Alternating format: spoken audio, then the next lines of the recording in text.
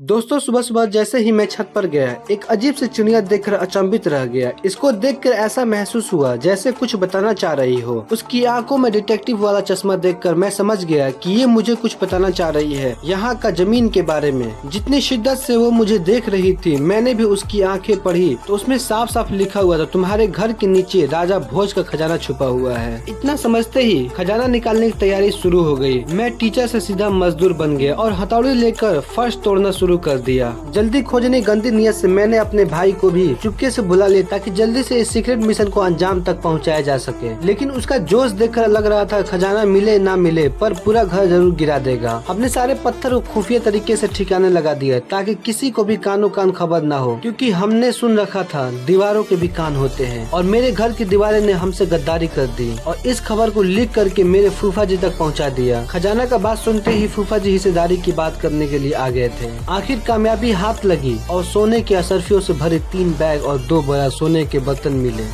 तो जैसा कि आप लोगों ने देखा कि आज हम लोगों ने अपने घर का खुदाई किया है, तो हमें पता चला था कि हमारे घर के नीचे एक काफ़ी पुराना खजाना दबा हुआ है। तो उसी खुदाई करके हमने सोचा कि निकालते हैं। बहुत हो गया गरीबी की ज़िंदगी, अब हम लोग जीते हैं राजा महाराजा की ज़िंदगी। तो ज़्यादा कुछ नहीं मिला है हम आपको दिखाते हैं। ये है, यही खुदाई करने में मिला हुआ है।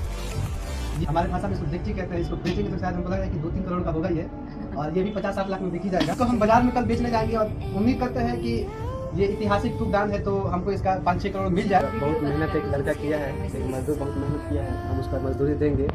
तो ये लीजिए मजदूर साहब पैसा, आदम मौज ऐस काटिए 200 में पूरा एकदम तोड़ फाड़ कर दीजिए। हाँ जी।